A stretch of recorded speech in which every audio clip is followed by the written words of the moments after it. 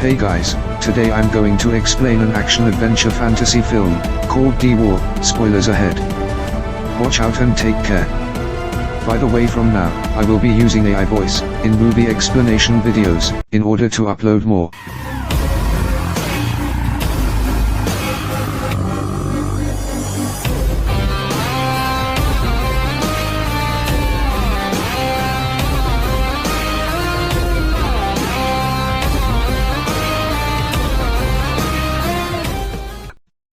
At the beginning of the movie, a voice narrates that many people think the time of dragons is over, but in reality, it has only just begun. Every 500 years, a woman with a mystical spirit power is born. She has the ability to turn a serpent into the mightiest dragon of all. The nature of the serpent will define the fate of the world, as a good serpent will use its power to protect the universe, but an evil one will use it to destroy the world. The voice concludes by saying that now is the time for the spirit to be awakened. The scene cuts to an accident site in Los Angeles. A massive dent has been formed on the ground, and the cause is unknown. A man being escorted out yells that a beast has risen. Several police officers investigate the place, trying to collect evidence. A reporter named Ethan Kendrick arrives at the site and shoots a video of a scale-like pattern on the ground. Ethan is now back in his office, but cannot stop looking at the scale. It reminds him of a story his mentor, Jack, told him 15 years ago when he was just a kid. Ethan's father once took Ethan to an antique shop that belonged to a man named Jack. There, he had seen the same scale and a strange light coming from inside a box. Smoke from inside the box washes over Ethan, and Jack realizes what is happening. He fakes a heart attack and sends Ethan's father away to get medicines to talk to Ethan alone. Jack then tells Ethan about the legend of Imugi. Imugi, which translates to dragon in English, are mystical creatures who lived in heaven with their followers. Every 500 years, one Imugi is rewarded for their good deeds with a chance to become a celestial dragon, a dragon more powerful than all others. But for that, the Imugi will have to receive the gift of Yoyiju from the heavens. 500 years ago, a similar opportunity was provided to the serpents. But among them was an evil Imugi named Bureki, who wanted to possess Yoyiju for himself so he could spread his evil to the world. Heaven didn't want to give Bureki such powers, so they sent Yoyiju to the earth. Back in 1057, Yoyiju landed in a small village in Korea. Heaven then sent its best warriors, Bochum and his student Harem, to protect the Yoyiju from Bureki. However, the evil Bureki wouldn't back down until he got Yoyiju. A girl named Narin was born with a tattoo on her shoulder, which meant that she was chosen to withhold Yoyiju. When Narin turned 20, the Yoyiju inside her would be completely formed.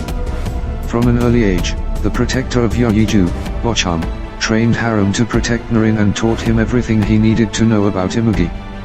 He gave Harem a medallion that would protect him as Narin's savior. Eventually, Harem and Narin fell in love with each other. The day she turned 20, their village was attacked by an army sent by Bureki to abduct Narin. They destroyed the whole village and killed whoever got in their way. The soldiers then checked every girl's shoulder to look for the mark and found Narin. They abducted her, but Harem came to her rescue and managed to take her away to a waterfall. Bochum ran to the waterfall to find Harem's medallion on the ground. Narin and Harem had run away together. Enraged and desperate to get the Yoyiju, the evil Bureki pursued them himself. The two reached a cliff and were about to get caught. They jumped off the cliff, committing suicide, leaving Bureki to wait for another 500 years for Yoyiju to be born. After telling the story, Jack shows Ethan a mark on his arm, claiming that he is Bochum's reincarnation, and Ethan is Harem's reincarnation. He then hands Ethan the same medallion and tells him to always keep it near. The girl with Yoyiju has already been sent to the earth and is named Sarah. They have to find and save her from Bureki in this life as well. Back in the present, Ethan is still in his office. He asks his colleague named Bruce to look for a girl named Sarah, who was born with a dragon tattoo on her shoulder. Bruce laughs, saying that there are thousands of Sarah in LA. The scene cuts to Sarah exercising in a gym. She and her friend watch the news and see Ethan reporting about the scale that was found that morning. The news unsettles Sarah, so she quickly rushes out of the gym. Meanwhile, Agent Frank Pinsky, who is investigating the finding of the scale, goes to meet a scientist studying it. They have found out that the scale is harder than diamond and seems to be of an ancient reptile. No one has ever seen such a substance before, so they do not have much idea about its origin. Sarah has an unsettling feeling and feels like her life's in danger. Her friend Brandy assumes the news from earlier just got into Sarah's head and invites her to go out. At night, 3 thugs harass Sarah on the streets. Jack arrives there and knocks the thugs out in mere seconds before leaving. Somewhere else in a zoo, a zookeeper comes across the evil Imagi Bureki throwing an elephant in the air. A strange man in black clothing watches from afar. The scared zookeeper is left speechless. Sarah is now at the police station, explaining how the thugs were knocked out. A reporter clicks her picture to cover the story. The reporter happens to be one of Ethan's colleagues. Ethan gets a look at the picture of Sarah and sees the tattoo on her shoulders. He has finally found the girl who bears the Yoyiju. At night, Sarah dreams of someone trying to kill her. When she wakes up, she is troubled by a pain in her chest, so she calls 911. Paramedics escort her to a hospital. Her friend Brandy and her boyfriend go to Sarah's home to pack her clothes and bring them to the hospital, but they come across the giant serpent, Bureki. He kills Brandy in one go and continues searching for Sarah. The man from earlier who happens to be the general of Bureki's soldiers is there too. The following day, Ethan and Bruce go to Sarah's house, which is being investigated for Brandy's murder. They find out about her being in a hospital and go to meet her. Ethan finally meets Sarah and tells her he is there to help. But as they talk, Bureki circles the hospital looking for Sarah. Ethan and Bruce manage to drive her away from the hospital but are stopped by the general. However, a car driven by Jack, who is disguised as a lady, saves them. The FBI is investigating Bureki's attack at the hospital and finds out that the serpent is looking for Sarah. Agent Frank is ordered by his boss to kill the girl once he finds her because it is the only way to stop Bureki.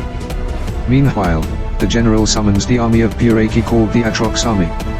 It consists of historic creatures like flying dragons and dollars. Jack drops Ethan and Sarah to a beach, from where they go to Ethan's psychologist friend's house. The doctor hypnotizes Sarah and asks her about her past life. Sarah remembers her life as Narin and how she loved harem. Suddenly a blue light shines from within her, and she starts to float midair. Ethan calms her down, but Bureki finds them there as well. They get into a car and drive away, while the massive serpent follows them. The two manage to get away from it and call Bruce. They meet him at a restaurant, where Bruce prepares a helicopter for them so they can fly away somewhere safe. Jack appears in front of Ethan and asks him to take the girl to the waterfall where a good serpent can get hold of the Yoyiju. But that would still mean that Sarah would die, so Ethan denies it. Suddenly, Bureki approaches the restaurant, making Ethan and Sarah run for their lives. It follows them around the city, destroying everything that comes in its way. The duo manages to get on the roof of a skyscraper, where they board a helicopter. But before they can take off, the massive serpent slithers up the building and catches the helicopter in its mouth. Ethan and Sarah jump back on the roof as the helicopter goes flying on the ground and explodes. The officials have concluded the situation as an emergency and sent several army choppers to fight Bureki. As the choppers fire at the creature, Ethan and Sarah run away. The army choppers somehow get the beast off the building but are then attacked by the Atrox army. A fleet of dragons attacks the soldiers and soon overpowers them. Massive army tanks fight the crowd of dawdlers but are no match to the creatures. Agent Frank and his associate Campbell finally find Sarah and Ethan, and take them to a safe building. However, when they reach there, Frank points his gun at Sarah. He has been ordered to kill her to stop the chaos. Campbell shoots Frank dead before he can kill Sarah. He believes that only Sarah can stop the Bureki from coming back every 500 years. The duo then gets in a car and drives away from the city in hopes of escaping, but the Atrox army finds them. They are eventually abducted and brought to Bureki's hiding. Ethan is tied to a pole while Sarah is laid for Bureki to consume the Yoyiju in her. They are surrounded by the Atrox army and have no way to escape now. The general summons Bureki, who approaches Sarah to get the Yoyiju. But suddenly, a light flashes upon Ethan's medallion. The medallion's power is released, which lets out a strong force killing the whole Atrox army and burning them to dust. But the general and Bureki are left unharmed. The general strikes at Ethan, and an electric force coming out of the medallion kills him too. Now, an angered Bureki attacks the two but is restrained by a good Imagi sent from heaven. The two serpents get into an intense battle slithering around one another. They match in strength and abilities, but Bureki manages to knock out the good Imugi and approaches Sarah again. Seeing someone as powerful as the good Imugi being defeated, Sarah has no hope left. She finally accepts her fate and approaches Bureki.